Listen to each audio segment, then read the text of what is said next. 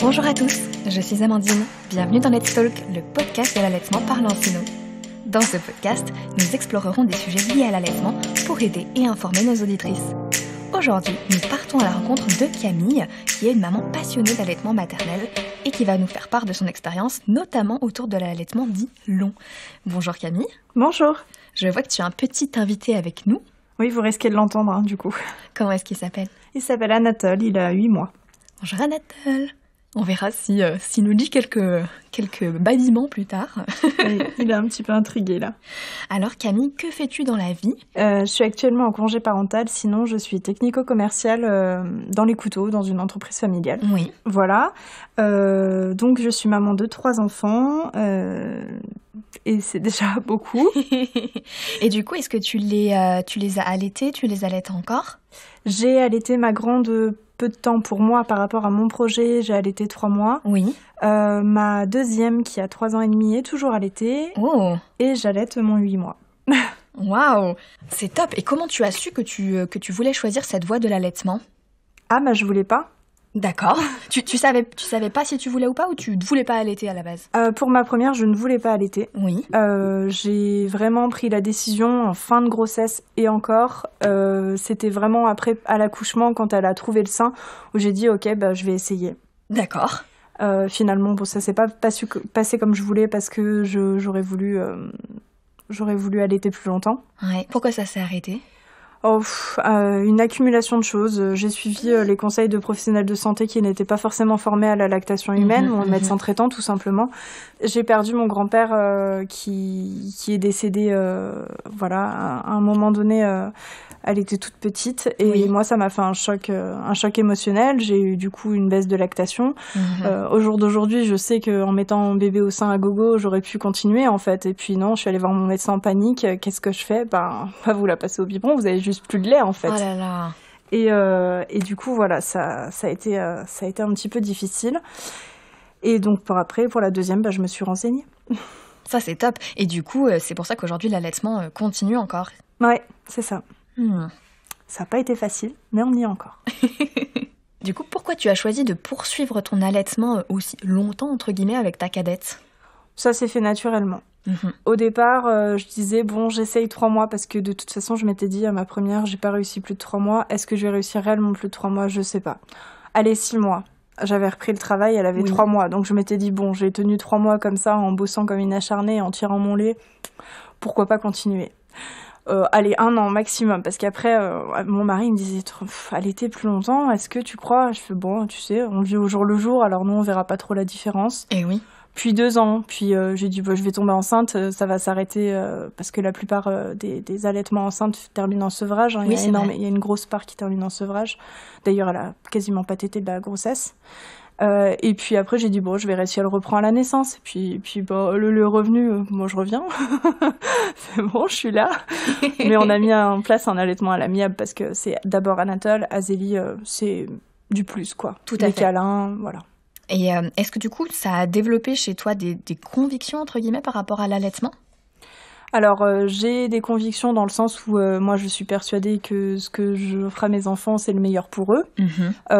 Après, j'ai pas la conviction de donner, d'apporter la bonne parole pour tout le monde. Hein. Je pense que chacun est libre de ses choix et surtout, au vu de mon parcours, je sais qu'on fait en fonction de ce qu'on sait à ce moment-là, ce dont on a besoin et ce dont on est capable et qu'on fait bien comme on peut. Mais tout à fait. Et c'est vrai que chaque parcours de maman allaitante est spécial.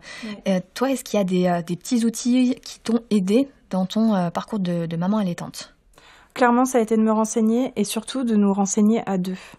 Parce que le fait que moi je sache des choses, c'est bien, mais au moment où tu te sens pas bien, où ça va pas dans ton allaitement, où tu as des doutes, t'as beau savoir, ça change rien. Tu fonds comme tout le monde. J'ai encore eu des moments très très compliqués pour Anatole et heureusement que mon mari était là pour me dire non mais attends, tu sais, on va faire comme ça va fonctionner. Voilà.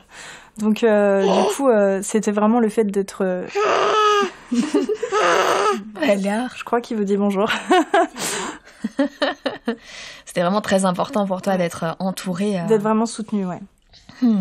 Et est-ce que tu as connu la marque Lancino à un certain moment de ton parcours de femme allaitante ? Ah bah oui, je l'ai connu déjà pour le baume d'allaitement. Oui, la lanoline. La lanoline, ça c'est forcément, je pense que tout le monde connaît Lancino avec sa lanoline. J'avais connu aussi pour ma deuxième, à la reprise du travail, je m'étais renseignée un peu sur... alors on va pas avoir l'habitude que je parle de ça, sur les biberons péristaltiques. Oui, bien sûr. Donc voilà, parce que j'en avais discuté avec une amie qui était IBCLC. Au final, je me suis pas tournée vers le biberon et j'ai choisi les contenants alternatifs et ma fille a choisi les contenants alternatifs. Mais du coup, voilà, je m'étais renseignée de ce côté-là, j'avais regardé au niveau des tire-laits. Oui. Et puis voilà. Et du coup, au niveau de la reprise du travail, comment ça s'est passé ? Parce que concrètement, tu as dû exprimer ton lait au travail ? Ah ouais, c'était chaud. C'est une organisation technique. Ouais, alors en fait, il faut remettre en contexte. Ma fille était malade. Elle a subi plusieurs opérations pendant sa première année de vie. J'ai repris, elle est née prématurée à 35 semaines. J'ai repris, elle avait 3 mois. Sachant que j'ai repris en faisant études plus travail. Ah oui. Parce que je passais en même temps cette année-là un BTS. Donc ça a été super chaud de faire en même temps l'école, de tirer à l'école. J'étais dans une classe quasiment 98% masculine parce qu'on est issu du secteur industriel, donc il y a beaucoup de garçons qui au final en fait ont été hyper soutenants. C'est vrai. Ça s'est super bien passé. Ça a même éveillé de la curiosité chez eux. C'était des futurs papas en fait, hein, et ils ont dit bah ouais en fait c'est comme ça que ça doit se passer et puis c'est tout. Donc au début je tirais aux toilettes parce qu'on m'avait pas filé de salle avec tire-lait sur batterie et puis après j'avais réussi à avoir à l'infirmerie. C'est vrai que normalement, voilà, il y a des lois entre guillemets qui encadrent l'allaitement au travail, etc. Mais on sait que c'est un petit peu compliqué. Bah, c'est en fonction de beaucoup de comment ça se passe déjà dans l'entreprise. C'est pas facile, je trouve, en France, de continuer à allaiter quand on reprend le travail parce que c'est difficile d'amener le sujet sur la table. En fait, l'allaitement, c'est pas assez démocratisé pour qu'on puisse venir tranquillement au boulot en disant j'allaite, comme si c'était quelque chose de naturel. C'est pas le plus naturel en France. Et du coup, tu laissais ton lait dans un frigo au travail le temps, l'après-midi par exemple ? Alors, au travail, l'avantage, c'est que c'est ma famille. Enfin, c'est la famille de mon mari. Donc, c'est une entreprise familiale. Donc là, c'était cool. À l'école, c'était une autre paire de manches. On avait un frigo pour les étudiants, pour tous les étudiants. Et il y avait aussi le frigo des profs. Donc, au départ, je mettais dans le frigo des profs parce que j'avais pas trop confiance. Et puis après, je me suis acheté une mini glacière. Je mettais dans le frigo des étudiants. Personne ne s'est jamais posé la question de ce qu'il y avait dedans. J'ai une question. Est-ce que tu as utilisé un tire-lait du coup à un moment ou pas forcément ? Ah si, j'ai utilisé un tire-lait de ces 3 mois à ces 2 ans parce que en fait, j'ai tiré mon lait pour chez la nounou et je tirais mon lait pour le donner au lactarium. Ah d'accord, ok. Donc ça, c'est super intéressant parce que c'est vrai qu'on n'est pas tout au courant du don de lait. C'est un peu comme le don du sang, on peut dire. Comment ça se passe concrètement ? C'est encore plus rare parce que du coup, il n'y a pas beaucoup de mamans qui allaitent, qui donnent leur lait. Et c'est hyper important parce qu'il y a les bébés en dessous de 32 semaines d'aménorrhée, notamment, qui reçoivent forcément du lait maternel. C'est vital pour eux. C'est vital. Ouais. On peut sauver des bébés. Exactement. On sauve des bébés en donnant son lait. Comment ça se passe ? On doit se rendre physiquement quelque part ou on peut rester chez nous et le faire envoyer Alors, comment ça se passe ? Ça dépend beaucoup des lactariums. Je ne pourrais pas parler de règles parce que pour tous les lactariums, ils ont tous leurs règles différentes. En règle générale, ce qui se passe, c'est qu'on passe un coup de téléphone au lactarium, on explique du coup l'âge de notre bébé, etc. Enfin, comment ça se passe au niveau de notre allaitement. Et donc, du coup, ils font passer une collectrice. On va avoir une prise de sang pour pouvoir vérifier si on est OK au niveau de pas mal de maladies. Il y aura une collectrice qui va chercher après tous les mois notre lait qu'on aura congelé, qu'on aura tiré quotidiennement. Ça, c'est super. C'est vraiment un très beau geste. Et effectivement, il existe, il me semble, sur Internet, une carte des lactariums de France où vous pouvez trouver le lactarium le plus proche de chez vous pour faire un beau geste. Et du coup, par rapport au tire-lait que tu as utilisé, c'était un manuel, un électrique ? T'as changé ? Alors, j'ai commencé au départ par une machine d'avant-guerre, je pense. Un gros tire-lait de location à l'ancienne ? Ouais, le truc horrible où pour avoir la bonne taille de tétrelle, c'est la misère. Tu t'as beau essayer de pas tirer trop fort, tu t'arraches la moitié du mamelon avec. Enfin, c'était un truc, voilà. Après, j'ai investi moi dans un tire-lait double pompage électrique et du coup qui reste sur batterie parce que j'avais pas de prise dans les toilettes. Bien sûr. Donc j'avais pris une autre marque. Et puis, en fait, ce qu'on m'avait pas expliqué, à la base, je ne le savais pas, c'est que les tire-laits comme ça, qu'on achète et qu'on ne loue pas forcément, ils ont une durée de vie au niveau de la batterie. Donc du coup, faut pas acheter d'occasion. Ah mince. Ouais, parce qu'on reçoit un tire-lait d'occasion, j'en avais acheté un au départ d'occasion, et en fait, le moteur, il est mort. Enfin, au niveau du système de pompage. S'il a déjà servi pour 1, 2, 3 enfants, c'est foutu. Voilà, donc je l'ai acheté neuf, et après, il a rendu l'âme au bout d'1 an. Ouais, c'est dommage, surtout quand on veut avoir plusieurs enfants, tout ça. C'est vrai que Lancino, du coup, propose des tire-laits à la location en pharmacie, qui sont beaucoup plus...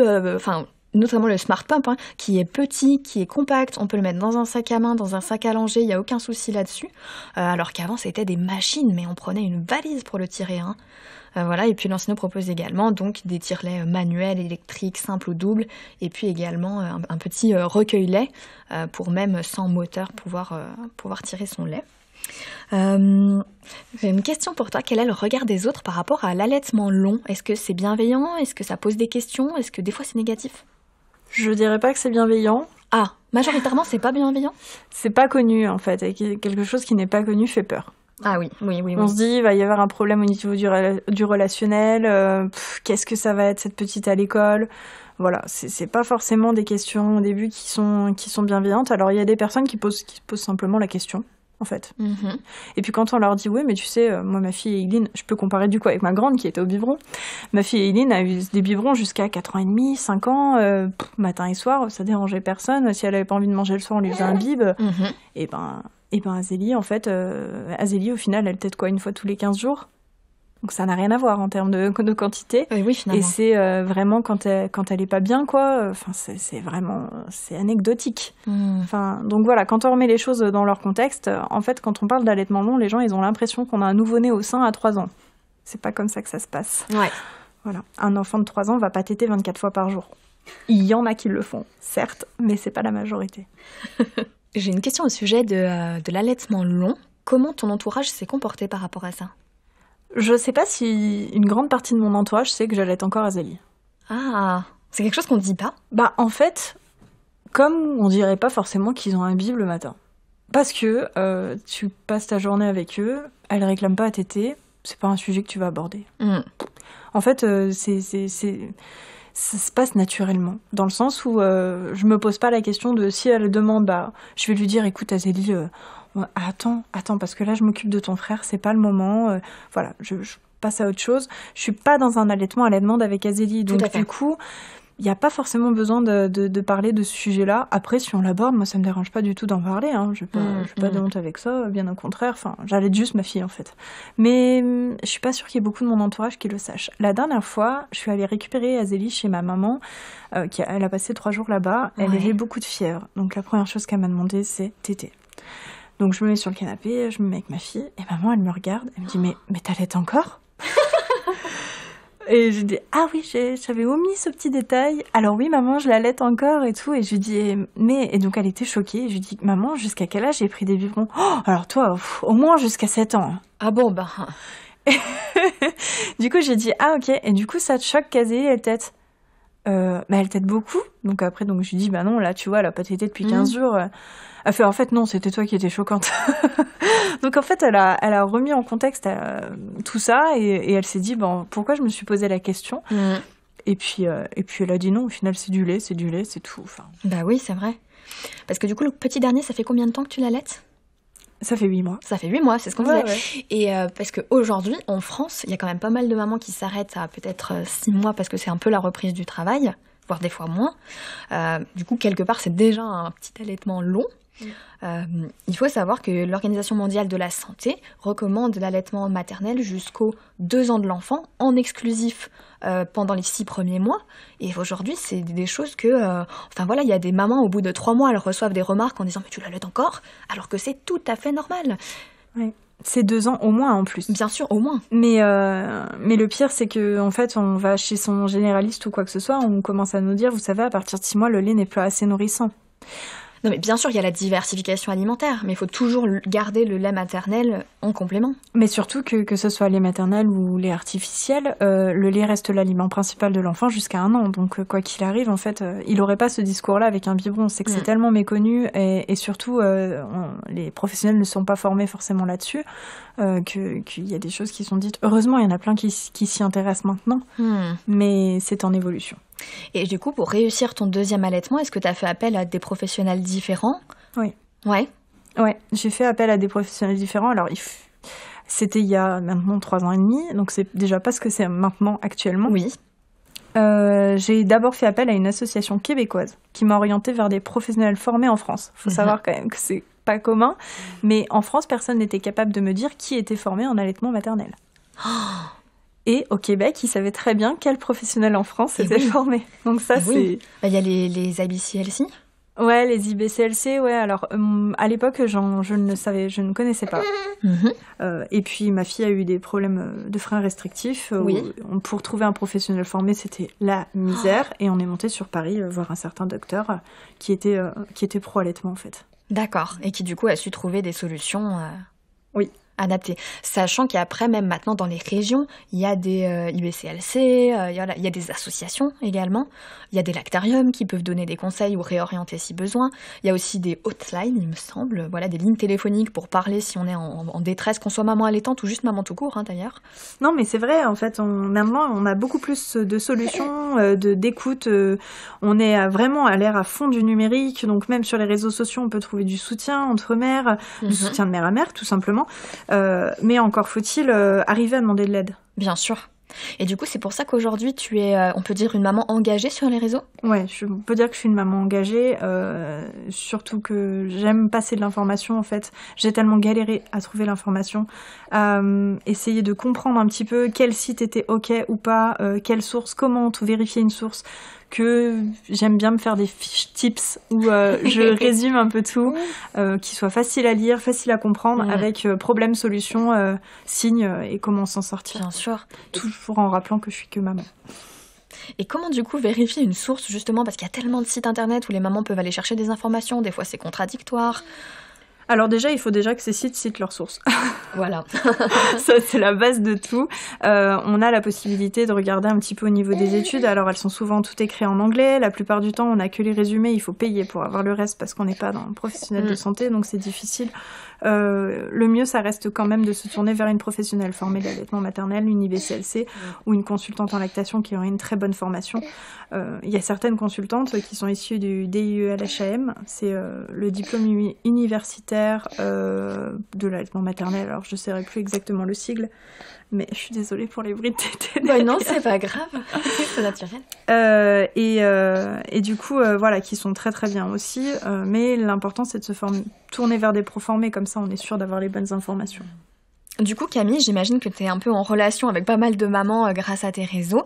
C'est quoi un peu les plus grandes peurs des mamans qui reviennent ? La première, c'est le manque de lait. Ouais. Tous les soirs, j'ai droit à des messages au moment des tétées groupées.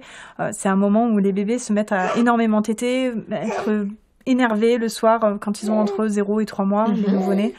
Et ils demandent énormément le sein. Ça peut durer des heures durant. Et c'est normal. C'est normal. C'est même hyper important dans la lactation.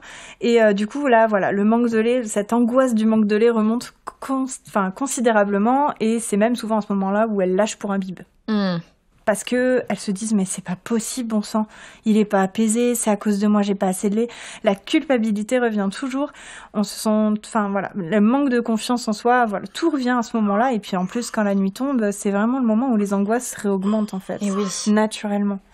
Donc je dirais que c'est la première chose. La deuxième, c'est évidemment la douleur. J'ai les mamans qui débarquent en disant, mon Dieu, mais il m'a mordu une fois, alors là il a pas de dents, mais qu'est-ce que ça va être, comment est-ce que je peux faire? Alors les morsures, c'est vraiment... Ça fait très très mal? Alors j'ai envie de dire, ça dépend de chaque personne, ça dépend de chaque enfant et ça dépend de chaque situation. Une morsure, ça fait pas du bien. Ils le font souvent, ça?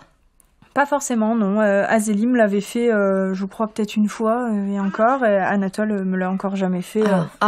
Bon, faut relativiser. Mais ça dépend vraiment des enfants. Je peux pas généraliser, j'avoue. Et après, l'allaitement en tant que tel, normalement, s'il est bien mis en route, il n'est pas censé être douloureux. C'est vrai que dès qu'on a des douleurs, il faut prendre contact avec un professionnel de la santé. Il y a plein d'outils qui peuvent aider, mais bien se renseigner avant, bien sûr. Ouais. Et normalement, il n'y a pas de raison pour que... mais c'est pas censé faire mal. On est censé passer un bon moment avec son bébé. Exactement. Voilà, allaiter, ce n'est pas censé faire mal. Tout à fait. Et aujourd'hui, tu poursuis. Et c'est bien parce que c'est un moment privilégié à passer avec tes enfants. Oui, et en même temps, je vais mettre un bémol parce que je dis c'est pas censé faire mal, mais allaiter enceinte, ça peut faire mal sans qu'il y ait de problème. Ah. Ouais, je vais m'auto-rectifier. Mais oui, allaiter enceinte, en fait, avec tout le processus hormonal, on peut avoir une sensibilité exacerbée et du coup, il peut y avoir des douleurs en allaitant, comme il peut y avoir plein de choses. On sait bien, une femme enceinte, c'est un bain d'hormones, c'est une boule d'hormones. Et du coup, en fait, quand on allaite enceinte, il se passe plein de phénomènes, comme de la douleur, des sentiments d'aversion, je sais pas si tu connais. Mais voilà, c'est des choses qui sont pas faciles, mais c'est vraiment un moment qui est assez unique, le moment de la grossesse, pour tout. Et par rapport au moment où tu allaites, il y a certains mythes ou réalités, notamment celui où ça libère beaucoup d'ocytocine, où c'est du bien-être. Et puis il y a aussi le fait que ça va faire mincir après l'accouchement. Il y a des choses qui sont vraies, des choses qui sont fausses. Est-ce que tu as un avis là-dessus ? Oui, je peux avoir un avis. C'est censé libérer de l'ocytocine. Après, on est toutes différentes. Il y a des femmes qui ont un réflexe d'éjection dysphorique. C'est un sentiment comme ça de tristesse, voire de déprime au moment du réflexe d'éjection. C'est quelque chose qui existe et du coup, c'est pas forcément... ça va pas forcément avec le fait qu'on dise tout le temps que c'est libérateur d'ocytocine. Voilà, pour des femmes, c'est différent. Il y a des femmes qui vont pas forcément prendre cette dose d'ocytocine quand elles allaitent. Encore une fois, il y a que des cas particuliers en fait. C'est comme pour la perte de poids finalement. Voilà, chaque diète est unique. Normalement, l'allaitement, c'est censé brûler beaucoup de calories. Le corps demande beaucoup d'énergie, mais du coup, on a quand même un peu plus faim, il faut dire ce qui est. Et suivant sur quoi on va se tourner, moi, c'est vrai que je me fais beaucoup d'encas aux noix de cajou, etc. Mais on peut se tourner très facilement vers un bon paquet de gâteaux. Hein. Piège. Voilà, donc après, ça, pareil, encore une fois, on se tourne vers un professionnel de santé si on est vraiment inquiète par rapport à sa prise de poids pendant l'allaitement. On n'hésite pas à faire un bilan, on n'hésite pas à voir des pros, on reste pas toute seule avec ses inquiétudes. Si tu devais donner un conseil à une future maman qui souhaiterait allaiter, quel serait-il ? Le premier, ça serait de se faire confiance. Dans un premier temps, d'écouter... le premier, ce serait de se faire confiance dans un premier temps, d'écouter son bébé, de surtout regarder son bébé.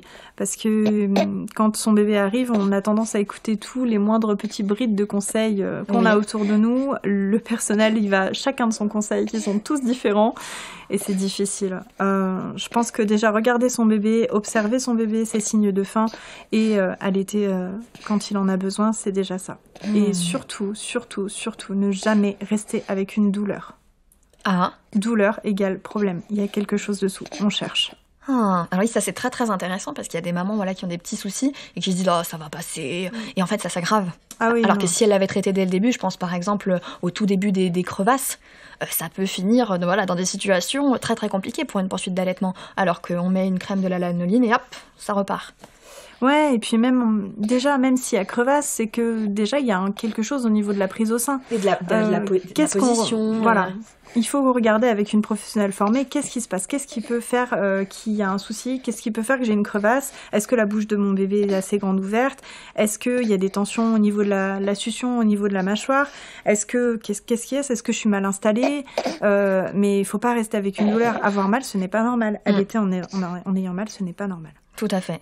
Donc il ne faut pas hésiter à prendre contact encore une fois avec ces professionnels de santé, même également des groupes de mamans qui peuvent avoir vécu des situations similaires, et puis communiquer avec peut-être ses proches, son partenaire, c'est important d'avoir un soutien. Ouais, complètement, ouais.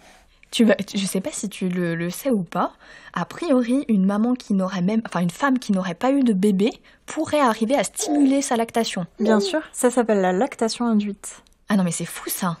Et oui, le corps de la femme est magnifique. Il y a plusieurs façons d'entraîner une lactation induite. Ça peut être par un processus hormonal qu'on va initier avec des hormones de synthèse, notamment des pilules, où d'un coup du jour au lendemain, la femme va arrêter ses hormones de synthèse, qui va créer en fait le processus de la libération du placenta pour entraîner un début de lactation. D'accord. Et ensuite, elle va tirer énormément. Donc, c'est toutes les 2 à 3 heures, jour et nuit, pendant plusieurs semaines avant d'arriver à avoir une bonne production. Voilà. En gros, il y a cette possibilité-là. Ou alors, dans certains pays, il existe des lactations induites par la femme qui met simplement son bébé au sein à gogo en ayant allaité. Il y a une émission là-dessus qui est passée il y a quelques années où c'était une dame, il me semble que c'était en Mongolie, qui avait adopté une petite fille dans un hôpital et sa petite fille ne supportait pas le lait de... Alors, je sais plus de quel animal. Et du coup, elle avait mis énormément sa fille au sein dès qu'elle pouvait et elle avait finalement fait une lactation induite. Waouh, c'est magique. C'est fou, on a un corps dingue. Mais c'est pour ça qu'il faut être rassuré. Normalement, les choses sont bien faites. Tout peut rentrer dans l'ordre avec un peu d'aide. Faut pas s'inquiéter. Quand on sait que plus on stimule, plus on a de lait, déjà rien que là, ça rassure les mères de savoir qu'il suffit de mettre à fond son bébé au sein pour avoir plein de lait. Le pot à pot, les petits mouvements qu'il va faire... Ça stimule. Camille, du coup, c'est quoi les sujets qui te tiennent particulièrement à cœur à propos de l'allaitement et dont tu parles sur tes réseaux ? Est-ce que tu as quelques exemples ? Je pense que je parle souvent, parce que je suis en plein dedans, des nuits de bébé, de déculpabiliser les mères ou les parents d'ailleurs, sur le fait qu'un bébé, non, ça dort pas forcément d'une traite toute sa nuit à partir de 15 jours de vie et que c'est OK. Pourquoi un bébé tète la nuit ? Voilà, d'apporter les informations pour qu'elles comprennent pourquoi un bébé a ce comportement-là. En fait, le but de mon Insta, c'est surtout d'apporter de l'information. Ça permet de vivre un peu plus sereinement les épreuves auxquelles on a affaire, et notamment un bébé qui dormirait pas ou qui têterait souvent, etc. Et quand on est en famille, c'est très difficile à vivre parce qu'on se prend en plus toutes les remarques autour. Et déjà qu'on doute en règle générale parce qu'on se dit mais c'est pas normal, un bébé c'est censé faire dormir, manger 4 fois par jour et c'est tout. Pourquoi le mien il tète 14 fois par jour, il se réveille la nuit, j'ai pas assez de lait. En fait voilà, c'est vraiment essayer de rassurer les mères sur leur capacité à allaiter leur bébé, sur leur capacité tout simplement à nourrir leur enfant en leur apportant de l'information. Voilà, c'est vraiment le combat. Il ne faut pas qu'elle perde le courage, la volonté. Il y a beaucoup de choses qui sont possibles. Il suffit de se remettre en contact avec des professionnels de la santé. Eh bien, merci beaucoup Camille de nous avoir partagé ton expérience de maman passionnée. Merci, c'est super adorable de m'avoir reçue. En tout cas, j'étais touchée. Et merci à vous tous qui nous écoutez. Vous pouvez retrouver ses conseils sur plein de sujets sur sa page Instagram Camille Lolo Helpeuse. Et puis retrouver également tous nos conseils sur notre site web lancino.fr.